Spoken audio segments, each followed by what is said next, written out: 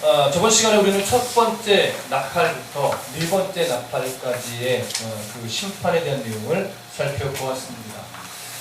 첫 번째부터 네 번째까지의 나팔에서 가장 중요한 특징은 3분의 1이라고 하는 제한적인 숫자였습니다. 그래서 모든 재앙이 마음껏 막 펼쳐지는 것이 아니라 하나님이 정해놓으신 그 범위를 넘을 수 없고 그 제한적인 범위 안에서 그 모든 재앙이 일어난다라고 하는 것이었습니다. 그리고 그 3분의 1이라고 하는 제한적인 범위는 모든 인류에 대한 재앙이 아니라 하나님의 입맞지 않은 자들을 향한 그런 재앙이었습니다. 그렇기 때문에 우리는 이 재앙이 두려워해야 될 그런 재앙이 아니라 그 재앙을 통해서 하나님이 역시 살아계시는구나, 그 세상의 끝은 분명히 있구나를 보고 하나님의 경고를 알며 더 그리스도인답게 오늘을 살아가는 그 애씀이 있어야 된다는 사실을 우리가 볼 수 있었습니다.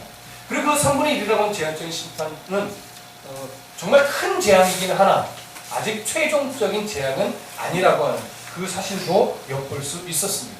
그럼에도 불구하고 이 3분의 1이라는 숫자는 결코 작은 숫자가 아니기에 하나님의 세상을 향한 엄중한 경고입니다.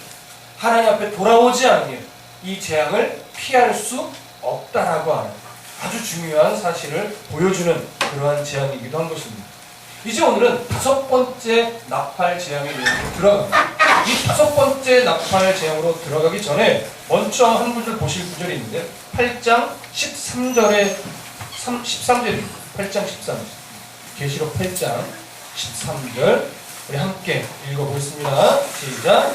내가 또 보고 들으니 공중에 날아가는 독수리가 큰 소리로 이르되 땅에 사는 자들에게 화가 있으리니 이는 새 천사들이 불어야 할 나팔 소리가 남아있음이로다 하노라. 자, 13절 우리 저번 주에는 살펴보지 않은 구절인데 이 13절이 이제 네 번째 나팔까지의 내용을 마무리하고 다섯 번째 나팔 내용으로 들어가기 전에 삽입구로 들어가는데 여기 보니까 이제 바울이 사도 요한이 또 환상 하나를 보게 됩니다. 근데 독수리가 날아가요. 독수리는 성경 안에서 긍정적인 의미로도 쓰여지고 또 부정적인 의미로도 쓰여지는데 오늘 본문에서는 부정적인 의미로 사용되고 있습니다. 공중에 독수리가 날아가는데 큰 소리로 뭐라고 얘기했냐면 땅에 사는 자들에게, 여기 땅에 사는 자들이라는 것은 땅에 사는 모든 사람을 말하는 것이 아니라 땅에 사는 자들 중에 하나님의 입맞지 않은 자들을 말합니다. 하나님을 대적하고 있는 자들, 하나님을 여전히 거절하고 있는 자들, 그들에게 뭐가 있냐면 화가 있다라고 합니다. 자, 이 부정적인 의미로 사용된 이 세 번의 이 화는요 결국 뭐냐면 하나님을 적대하는 무리들에 대한 하나님의 진노가 최고조에 이르렀음을 보여주는 것입니다. 그렇기 때문에 마지막 재앙으로 계속 다가갈수록 얼마나 하나님의 진노가 커지며 그 진노를 견뎌내기 얼마나 힘들 것인지 그런 것을 보여주는 것입니다. 이 13절을 또 다시 보시면 땅에 사는 자들이 뭐가 있어요? 화가 있어요. 근데 이는 새 천사들이 불어야 할 나팔 소리가 남아있음이로다 합니다.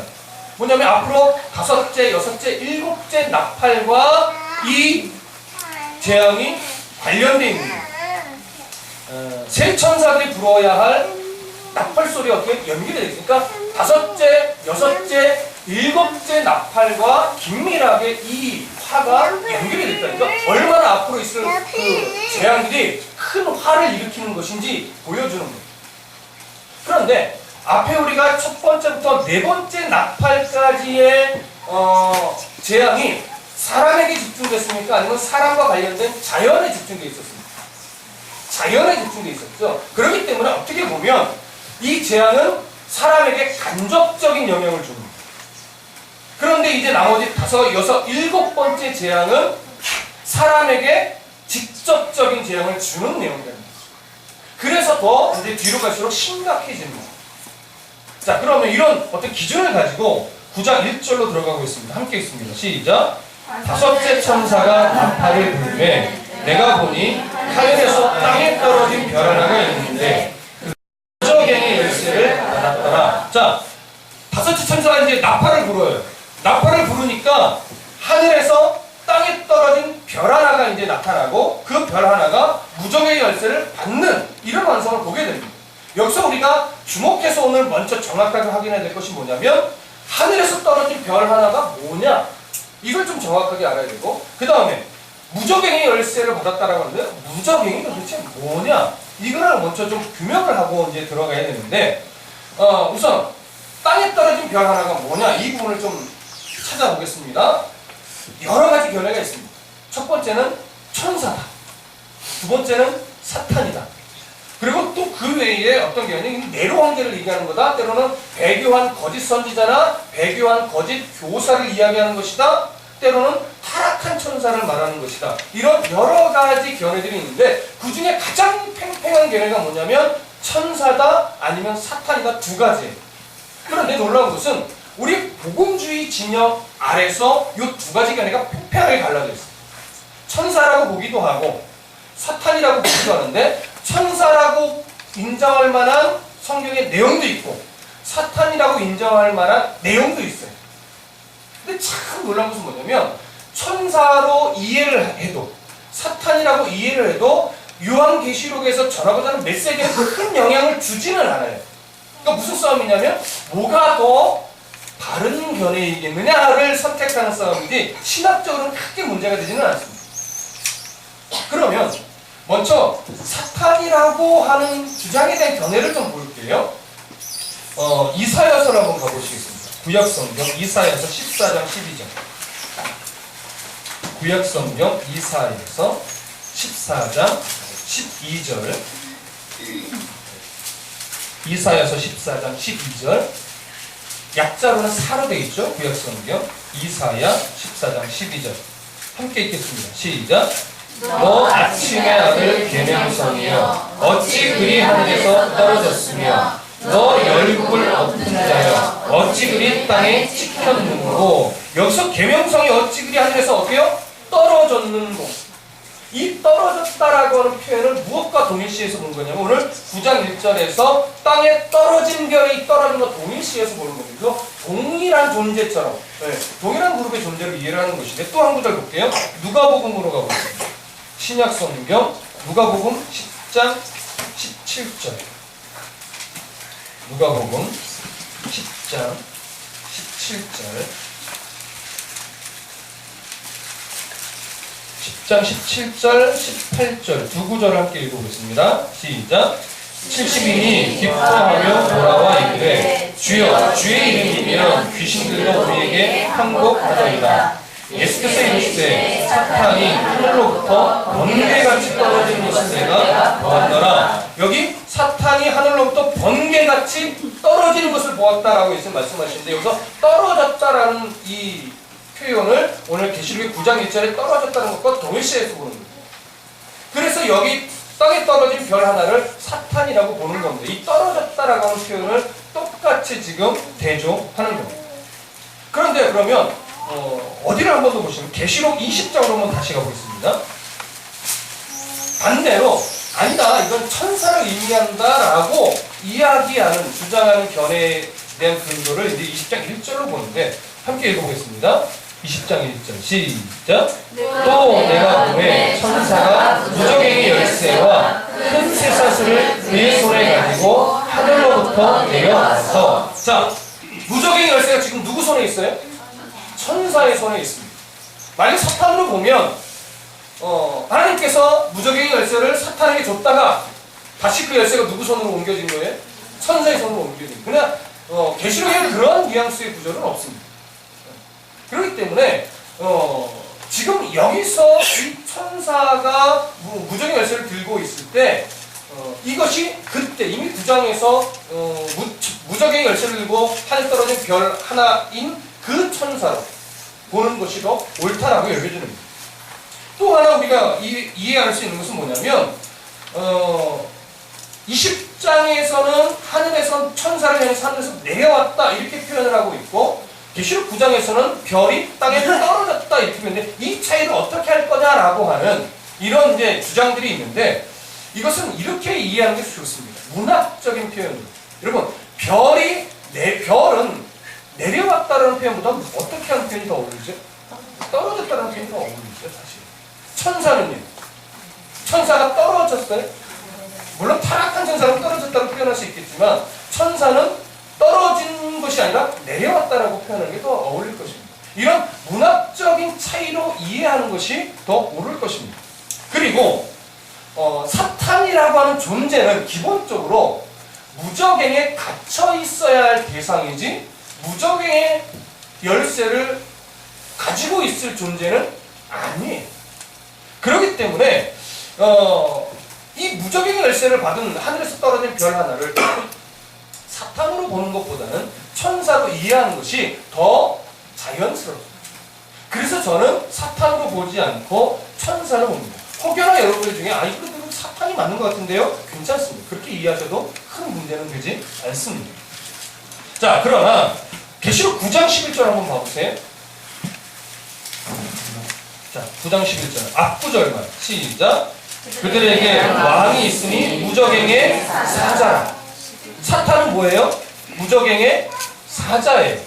그리고 다시 계시록 20장으로 다시 한번 가보세요. 아까는 좀 전에는 1절만 읽었는데 1절부터 3절을 다 같이 읽어보겠습니다. 3절까지 시작. 또 내가 보매 천사가 무적행의 열쇠와 큰 쇠사슬을 그의 손에 가지고 하늘로부터 내려와서 용을 잡으니 곧 옛뱀이요 마귀요 사탄이라. 잡아서 1000년 동안 결박하여 무적행에 던져 넣어 잠그고 그 위에 이봉하여 1000년이 차도록 다시는 만국을 미혹하지 못하게 하였는데 그 후에는 반드시 잠깐 놓이리라. 자, 무적행의 사자 사탄. 지금 1절에서부터 3절을 보면 무적행에 갇힐 대상입니까? 무적행의 권세를 가지고 휘두르는 자입니까? 갇힐 대상이죠. 그렇기 때문에 저는 이 무적행의 열쇠를 받은 자가 사탄으로 보지 않고 천사로 보는 것입니다. 여러분들은 이 기준 가지고 나름대로 이제 판단을 한번 해보시면 좋을 것 같습니다. 자, 다시 오늘 본문으로 돌아오셔서 9장 1절 다섯째 천사가 나팔을 불며 내가 보니 하늘에서 땅에 떨어진 별 하나가. 일단 우리는 천사로 이해를 했습니다. 그리고 그 천사가 있는데 그가 무적행의 열쇠를 받았더라. 네, 무적행의 열쇠를 받았어요. 그러면 무적행이 뭐냐? 헬라어로는 아비소스 이렇게 발음을 하는데 이 아비소스라고 하는 무적행은요, 이 그냥 단어적인 의미는 뭐냐면 바닥이 없는, 끝이 없는 굴이에요. 그러니까 떨어져도 뭐가 없어요? 바닥이 안 닿는 굴을 의미합니다. 신약 성경에서는 이 아비소스 무적행을 어떻게 이제 묘사를 했었냐면 불순종하는 자들의 감옥, 때로는 죽은 자들이 거하는 세계, 때로는 악한 영들의 감옥. 오늘 요한계시록에서는 사탄이 1000년 동안 갇힐 곳, 이렇게 신약 성경은 묘사를 하고 있는데 우리 안에 있는 고정관념은 뭐냐면 이 무적행을 영원한 지옥과 동일하게 여긴다라고 합니다. 여러분들 중에서도 그렇게 생각한 분도 꽤 있을 거예요. 그러나 무적행은 우리가 나중에 심판받아 갈 영원한 지옥과 동일한 것이 아니에요. 그거를 먼저 이해하셔야 돼요.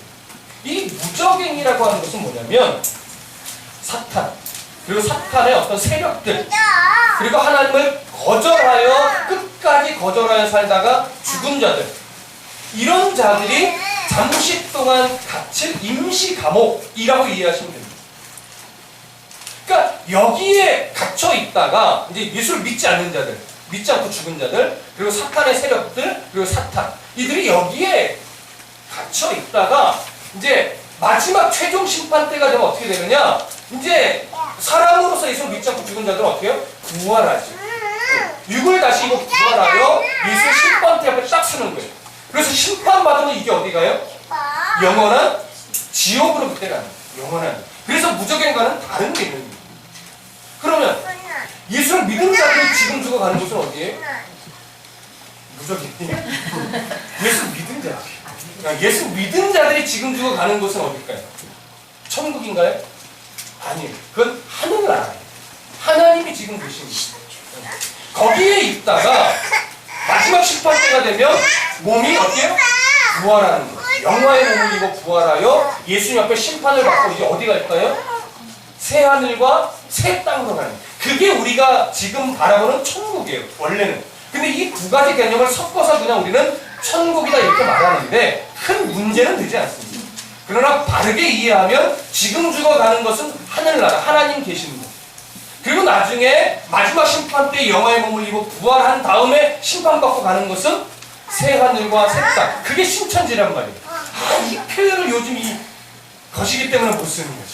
이 좋은 단어. 무슨 말씀인지 아시겠어요? 새 하늘과 새 땅으로 가는 거예요. 근데 이 부분을 좀 명확하게 가지시고 여기서 말하는 무저병은 그처럼 사탄과 사단의 세력들과 예수를 끝까지 거절하고 죽은 자들이 가는 곳이다. 거기에 갇혀있다가 이제 나중에 이제 심판을 받는 것이죠. 무저병은 그런 의미입니다. 그래서 그 닫혀 있게 될 무저병의 열쇠를 누가 받아요? 천사가 받아서 잠시 열고 닫고 하는 이 권세를 위임받은 거예요. 그건 하나님만이 갖고 있는 권세니까. 그래서 왜 열고 닫을까요? 하나님이 뭔가 이 땅에 이루실 일, 재앙으로서 이루실 일이 있기 때문에. 그래서 잠시 천사에게, 한 천사에게 위임해 줍니다. 그리고 나서 이제 2절을 읽어보겠습니다. 그 기준을 가지고 이제 2절에 있습니다.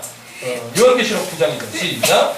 그가 무적에서 예언이 그 구멍에서 큰 화덕의 연기 같은 연기가 올라오매 해와 공기가 그 구멍의 연기로 말미암아 어두워지며. 자, 이제 그 천사가 맡은 바 소임을 이제 수행하는 장면입니다. 어떻게 묘사되어 있어요? 그가 무적행을 열었어요. 마치 뭐와 우리가 비교할 수 있냐면 인의 첫째부터 넷째 인을 보면 생물이 하나님이 주신 권세를 가지고 뭐 했어요? 오라! 명령했죠. 그랬더니 누가 와요? 말판자가 와서 그에게 맡겨진 재앙적인 일을 수행하죠. 그처럼 이 천사가 하나님의 권세를 위임받아 무정행을 여니까 이제 뭐가 올라오는 거예요? 연기가 올라오는 거예요. 그래서 하나님의 어떤 재앙적인 일을 수행하는 모습이고 수행함으로 말미암아 나타나는 결과적인 현상이 지금 큰 화덕의 연기 같은 연기가 그 무적행의 구멍에서 올라옵니다.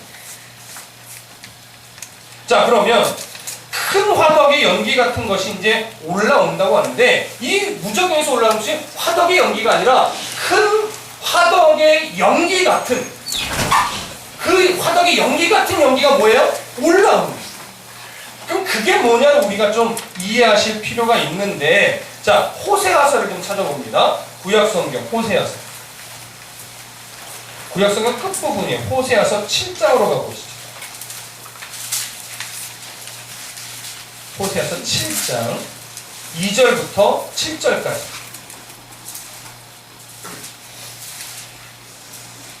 호세아서 7장 2절부터 7절. 찾으셨나요?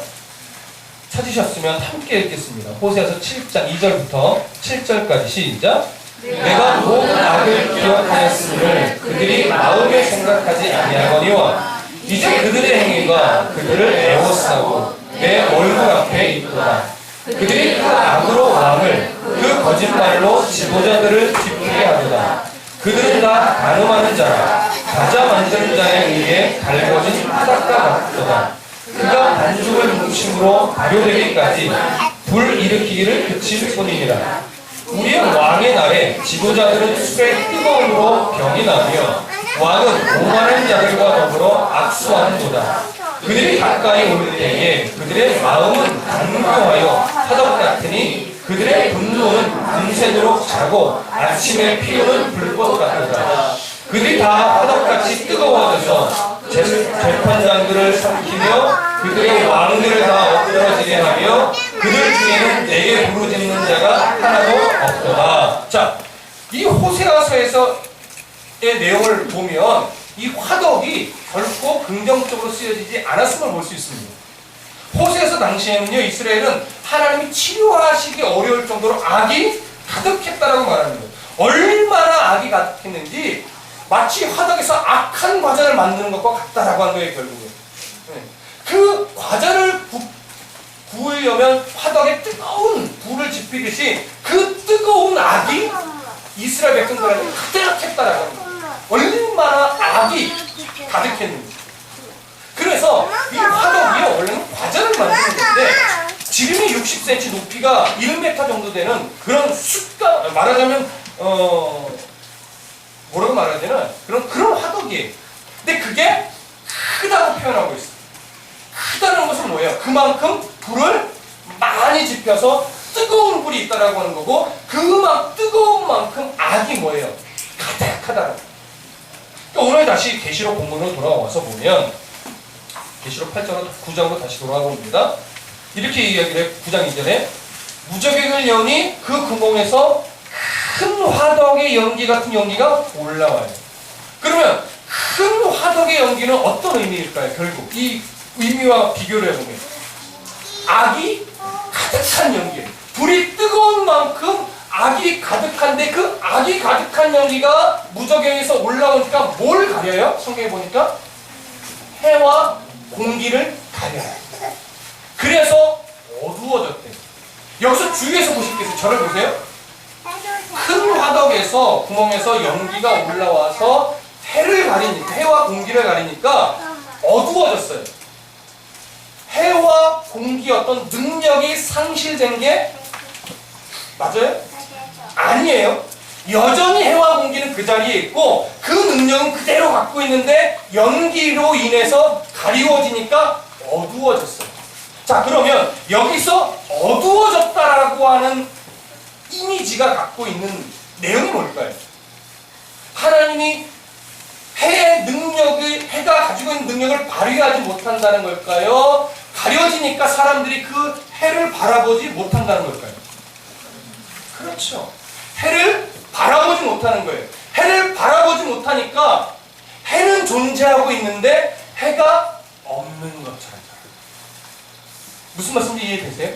해는 여전히 그 자리에 있고 여전히 빛을 발하고 있는데 악한 연기가 올라서 해를 가리니까 밑에 있는 사람들은 해의 능력을 바라보지 못하고 해가 없는 것처럼 산다.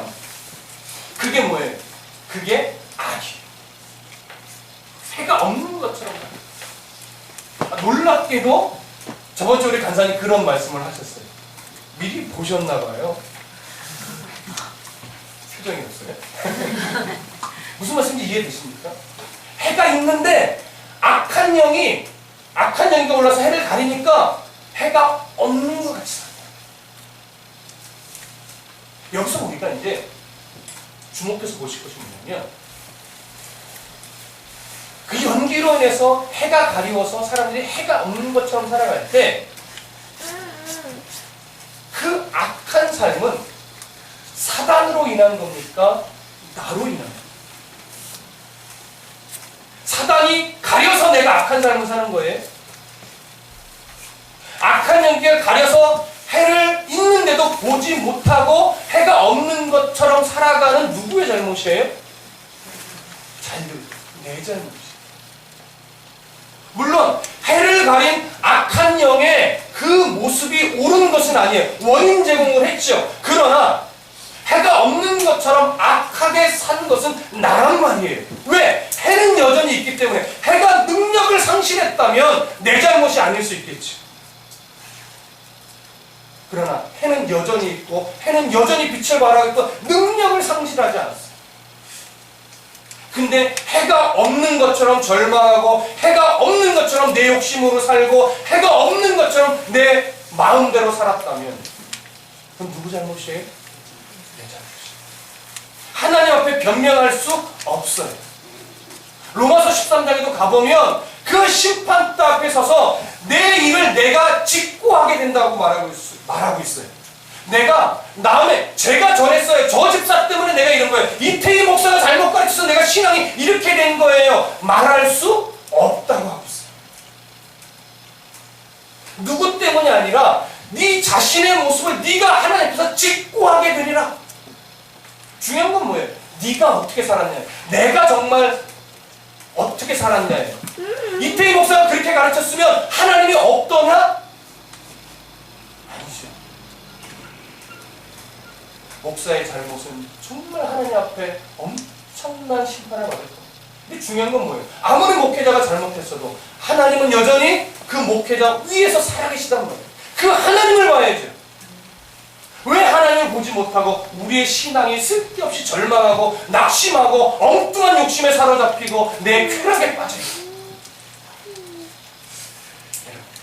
하나님을 무서워하지 않게 되고 세상을 무서워하며 사는 것이 악한 것이라면 그 악하게 사는 것은 사단 때문이 아니라 나 때문이라. 나 때문. 그걸 여러분 보시고. 죄를 포장하는 자도 잘못되어 있지만 포장된 죄에 속아서 죄 속에서 사는 것은 내 문제란 말이에요. 큰 화덕에서 악한 과자를 만들어내는 것 잘못됐죠. 그러나 그 악한 과자를 맛있다고 먹어대는 나에게 더 큰 잘못이 있더라고요. 꼭 기억하셔야 돼요. 그래서 우리는요, 그 가치관에 익숙해지면 안 돼요. 그 악한 과자와 같은 맛은 있지만 우리의 영을 병들게 만드는 세상의 가치관에 제발 익숙해지시면 안 돼요. 그 악한 사단의 강경 속임수에 우리가 넘어가는 겁니다. 에베소서 좀 보시죠. 에베소서 4장. 신약 성경 에베소서 4장. 갈라디아서 뒤에 있죠. 에베소서 4장 17절부터 24절. 에베소서 4장 17절부터 24절까지 함께 읽겠습니다. 에베소서 4장 17절부터 24절 시작. 그러므로 내가 이것을 말하며 주 안에서 증언하노니 이제부터 너희는 이방인이 그 마음에 허망한 것으로 행하기 같이 하지 말라. 그들의 총명이 어두워지고 그들 가운데 있는 무지함과 그들의 마음이 굳어짐으로 말미암아 하나님의 생명에서 떠나 있도다. 그들이 감각 없는 자가 되어 자신을 방탕에 방임하여 모든 더러운 것을 욕심으로 행하되 오직 너희는 그리스도를 그같이 배우지 아니하였느니라. 진리가 예수 안에 있는 것 같이 너희가 참으로 그에게서 듣고 또한 그 안에서 가르침을 받았을진데 너희는 유혹의 욕심을 따라 썩어져가는 모습을 따르는 옛사람을 벗어버리고 오직 너희의 심령이 새롭게 되어 하나님을 따라 의와 진리의 거룩함으로 지으심을 받은 새 사람을 입으라. 아멘. 저를 보십시오. 우리는 하나님의 진리가 많이 가려져 있는 이 세상을 살아갑니다. 드라마를 봐도 영화를 봐도 세상을 봐도 일터에 가도 성공하려면 승진하려면 좋은 대학 가려면 연예인이 되려면 등등등 뭔가를 이루려면 이렇게 해야 된다라고 하는 것 가치관들이 많은데 그게 다 틀리진 않았습니다. 근데 그런 가치관들이 다 맞는데 딱 한 부분씩 잘 들으셔야 돼요. 그게 틀린 게 아닌데 딱 한 부분씩 왜곡돼 있어요. 하나님의 가치관과 충돌되는 요소들이 있단 말이에요. 그러니까 그리스도인은 그 부분을 분별하여 보고 그러한 성공적인 삶을 살아가되 하나님과 충돌되는 범위는 저런히 끊어내고 그 길을 가야 되는데 우리의 총명이 어두워지니까 모든 것을 다 뭐예요? 분별 없이 다 수용하는 거죠. 거기서 그리스도인답지 않은 발걸음이 나옵니다. 여러분, 좋은 대학 가려면 기도를 해야 될까요? 공부를 해야 될까요? 당연한 거죠. 공부를 해야지 좋은 데까지, 기도한다고 좋은 데까지 안 해요. 그러나 그리스도인답게 가려면 어떻게 해요? 기도하며 공부해야 해요. 아프면 기도해야 나요? 병원 가야 나요? 병원 가야 나요. 그게 하나님 내신 진리란 말이에요. 그러나 기도하며 병원 가야 돼요? 하나님과 상관없이 그냥 의사가 나를 고치는 거예요. 여러분, 고치는 건 의사가 아닙니다. 진료를 내리고 처방을 할 수 있으나 아물게 하시는 이는 누구예요? 하나님. 그러니까 당연히 병원 가야 되지만 성도는 달라요. 어떻게 해요? 아물게 하시는 이는 하나님이신 것을 믿고 기도하며 약을 먹고 기도하며 병원 가고 기도하며 치료를 받는 거예요. 그게 다른 거예요. 의사가 여러분을 치료하지 않습니다. 의사는 진단하고 처방을 내리고 살을 꿰매죠. 아물게 하십니다. 좋은 대학을 갈 수 있으나 그리스도인다운 대학 생활을 하려면 기도하며 공부해야 됩니다. 세상의 가치관이 다 틀린 것은 아니라 그 가치관을 잘 뜯어보면 딱 한 부분씩 어떻게 돼요? 왜곡되어 있는 거예요. 하나님과 다른 가치관을 줍니다. 그것을 분별하려면 오늘 에베소서의 말씀처럼요, 총명이 어두워져요. 험한 것을 우리 마음에 담으면 안 된다. 감각 없는 자가 되면 안 된다. 우리의 감각이 어두워지는 것은 목사의 설교를 안 들어서가 아닙니다. 잘 들으세요. 여러분의 감각이, 영적인 감각이 어두워지는 것은요, 설교를 안 들어서가 아니에요. 예배를 안 드려서가 아니에요. 말씀을 가까이 하세요. 날마다 말씀을 가까이 하면 말씀이 내 영을 깨운다고요. 목사의 설교가 정의 날선검이 아니에요. 뭐가 정의 날선검이에요? 말씀이에요. 목사가 하나님 말씀을 전할 때 그 말씀이 정의 날선검이 되는 것이지, 목사가 말 잘한다고 여러분들의 삶이 바뀌지 않습니다. 제가 아무리 말 잘하면 뭐 하겠습니까? 성경을 전하지 않으면 아무리. 그래서 예배가, 설교가 우리의 영을 깨우는 것이 아니라 말씀이 깨우는 거예요. 근데 말씀이 쉬워요, 어려워요? 어려워요. 그래서 목사는 말씀이 참 이해하기 어려운 게 많기 때문에 목사는 말씀을 잘 해석하여 바르게 전하는 위치에 있는 것이지, 목사가 그 말씀을 가지고 경제학을 이야기해요? 쥐뿔 무슨 경제를 알아요, 목사가? 말씀을 가지고 뭐 수학을 얘기해요? 동규 형제가 수학은 저보다 1000% 더 잘해요. 성경에서 무슨 수학을 이야기하냐고요? 성경에서 무슨 경제를 이야기하고 성경에서 무슨 문화를 얘기하냐고요? 그거 아니라고요. 성경에 리더십 없어요. 성경의 리더십은 하나예요. 나는 죽고 예수로 산다.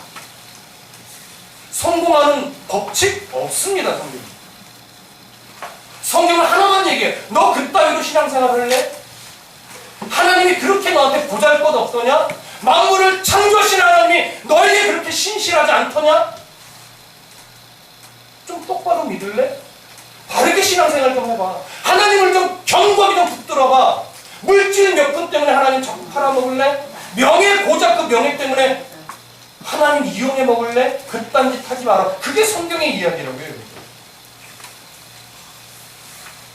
세상에 큰 화덕에서 달거든 악한 과자는 맛있습니다. 정말 맛있습니다. 목사가 먹어도 맛있습니다. 그건 거짓말 아닙니다. 목사는 돈 싫어해요? 목사는 섹시한 여자 싫어합니까? 나쁜 건 아니까 안 보려고 하는 거고, 안 접촉하려고 하는 거고, 안 가지려고 하는 거죠. 싫어서가 아니라고요. 악한 과자는 목사한테도 맛있어요. 근데 성경이 아니라고 하니까, 성경이 틀렸다고 하니까 안 하려고 애쓰는 거죠. 절제의 문제지, 어떤 남자가, 어떤 사람이 돈을 싫어하고 내 눈에 좋은 것을 싫어하고,